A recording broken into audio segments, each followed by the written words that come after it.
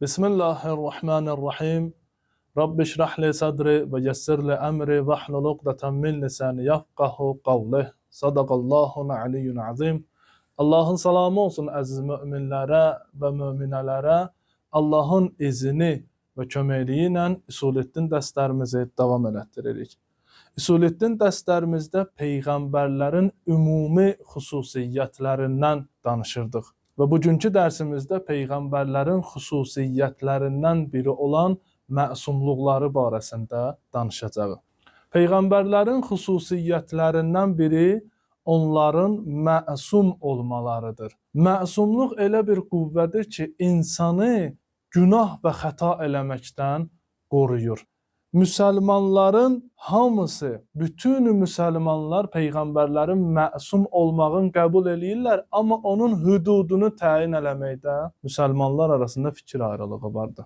Peyğəmbərlərin məsumluğunu 3 müxtəlif cəhətdən araşdırmaq olar. Onlardan biri günahdan məsumluqdur. İkincisi, vəhyi qəbul edib çatdırmaqda xətadan və unutqanlıqdan məsumluqdur.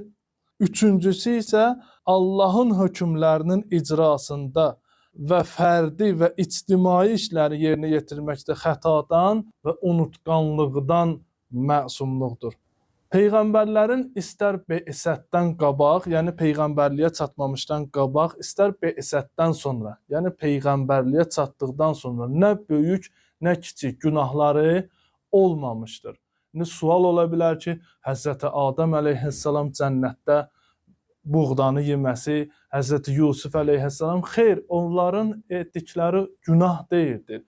Yaxşını, ən yaxşını tərk elədilər. Ən yaxşı, bunun özü də bir ayrıca mövzudur, bunun özü də bir ayrıca bəhsi vardır. Məsum insan günahın acınacaqlı aqibətini vasitəsiz idrakla, yəni qəlbi müşahidə ilə, vasitəsiz idrakla dərk elədiyinə görə heç vaxt günaha tərəf getmir və öz ixtiyarı ilə günah eləmir.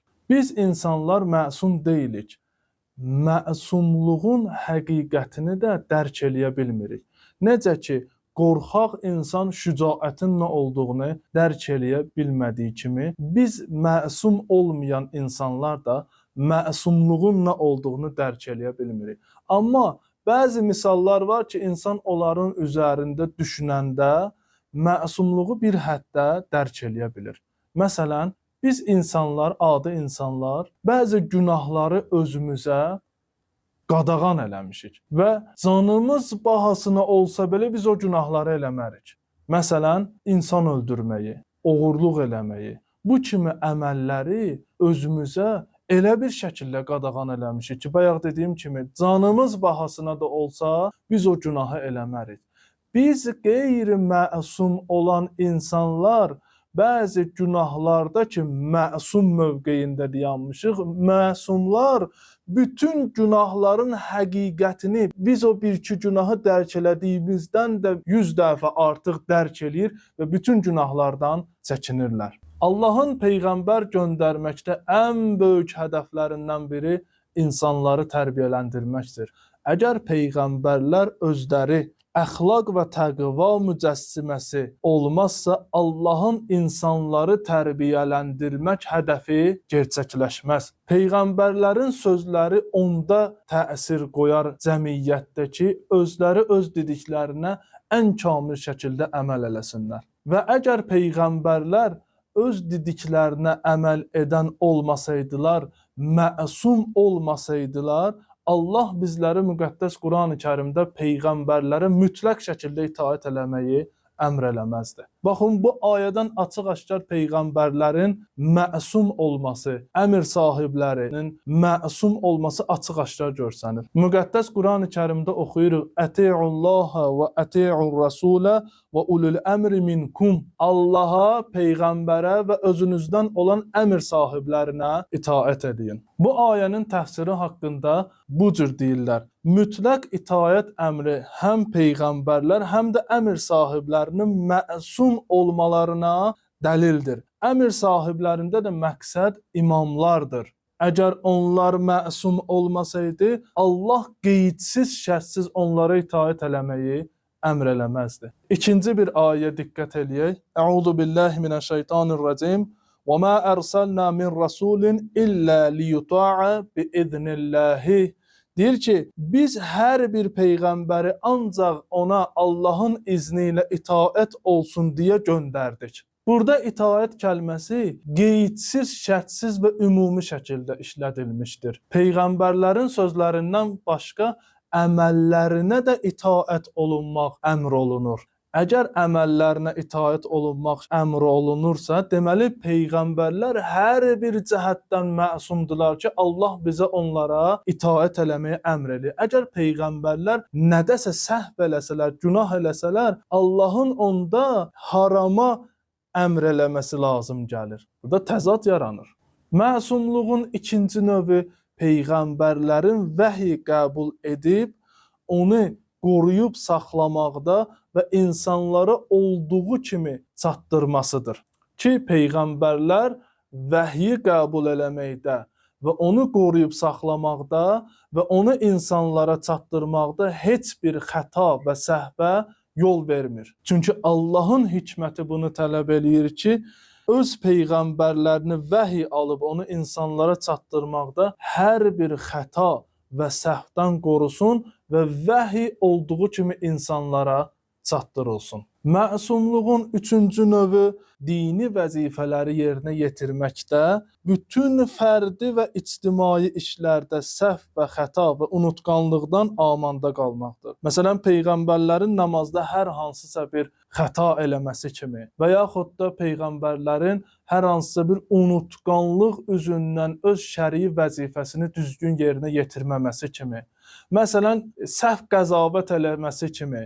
Məsələn, peyğəmbər kimdənsə 150 manat borca pul alıb, onu qaytaranda yadından çıxır 130 manat qaytarır. Peyğəmbərlər bu kimi unutqanlıqlardan fərdi və ictimai vəzifələri, hər bir vəzifəsini yerinə yetirməkdən, unutqanlıqdan məsumdular.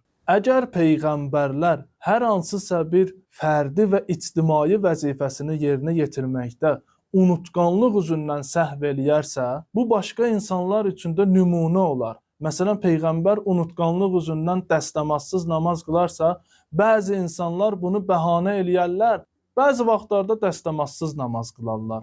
Və ya borcunu qaytaranda çox alar, az qaytararsa, bəzi insanlar borc qaytarmaqda öz vəzifəsini düzgün icra eləmək anında peyğəmbərin o unutqanlıq üzündən səhv elədiyi hər hansısa bir işi bəhanə eləyər. Məsələn, bu işi bəhanə eləyər, borcunu az qaytarar. Peyğəmbərlərin bu növ məsumluğu haqqında müsəlmanlar arasında fikir ayrılığı var.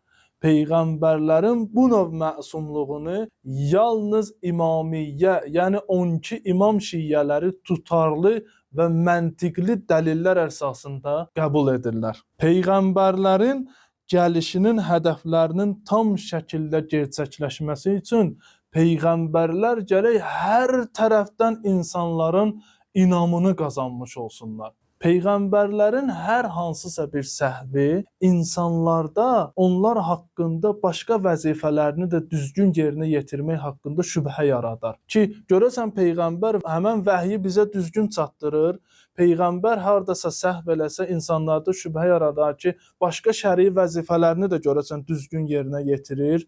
İnsanlarda şübhə yaranar ki, peyğəmbər görəsən risalətin bizə düzgün çatdırır və ilaxır. Buna görə Be'sətin hədəflərinə çatmaq üçün peyğəmbərlərin insanlar arasında tam etibarı olmalıdır.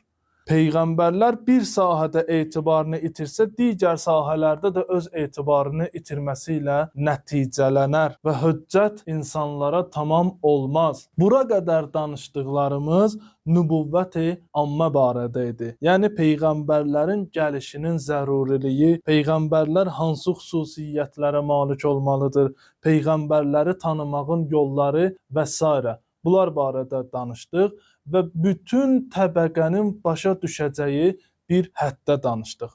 Vəssalamu aleykum və rəhmətullahi və bərəkatuhu.